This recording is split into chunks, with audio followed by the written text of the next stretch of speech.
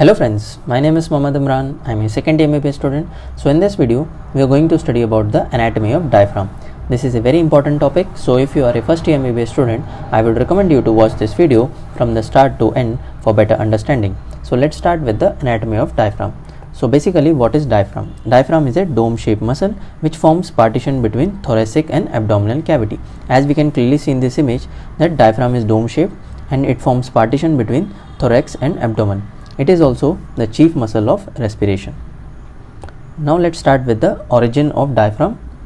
There are three origins. First one is the sternal part, second one is the costal part, and third one is the vertebral part.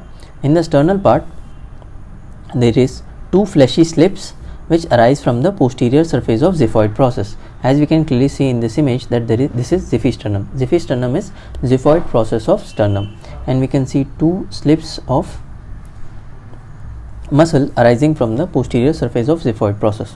The second one is the costal part. The muscles arise from the inner surface of lower 6 ribs. As we can clearly see in this image that the muscles arising from the inner surface of lower 6 ribs. This forms the costal part. Third one is the vertebral part. The vertebral part arises from the right and left crura of diaphragm and 5 arcuate ligaments. The crura of diaphragms are divided into right crus and left crus, and the arcuate ligaments are median arcuate ligament, medial arcuate ligament, and lateral arcuate ligament. Remembering the name is enough. We are not going into the detail. And the insertion of diaphragmatic muscles is central tendon. The insertion, we have sternal part, costal part, and vertebral part, and the insertion is on the central tendon. Now let's study the relations of diaphragm superiorly and inferiorly. Superiorly we have pleura and pericardium, because superiorly we have the lungs and the heart.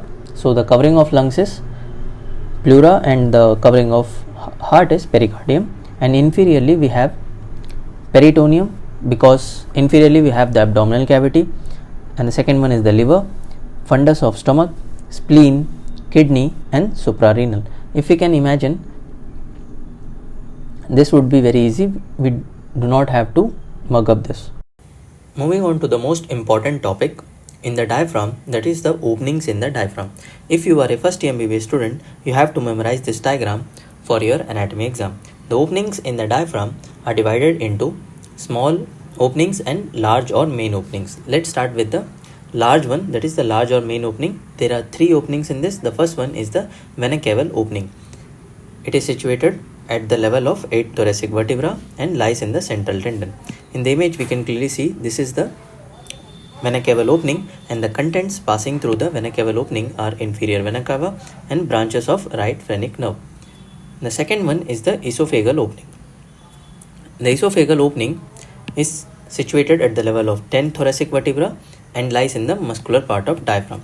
In the image we can clearly see this is the esophageal opening, and the contents passing through the esophageal opening are esophagus, gastric or vagus nerve, and esophageal branch of left gastric artery. As we can clearly see in this image, the esophagus, esophageal branch of left gastric artery, right vagus, and left vagus.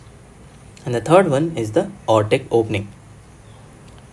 It is situated at the level of 12th thoracic vertebra, and the contents passing through the aortic opening are aorta, thoracic duct, and azygous vein. In the image we can clearly see this is the aortic opening, and the content passing through this are aorta, thoracic duct, and azygous vein.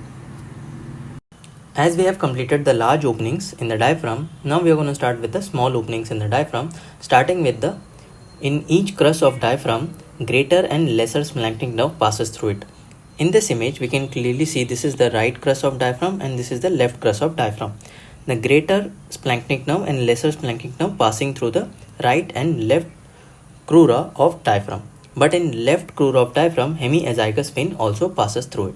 The second one is the sympathetic chain, which passes behind the medial arcuate ligament. In the image, this yellow structure is called the sympathetic trunk, and it passes behind the medial arcuate ligament.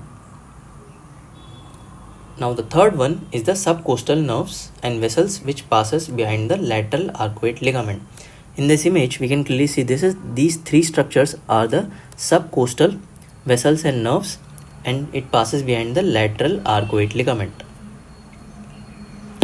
And the fourth one is the superior epigastric vessels.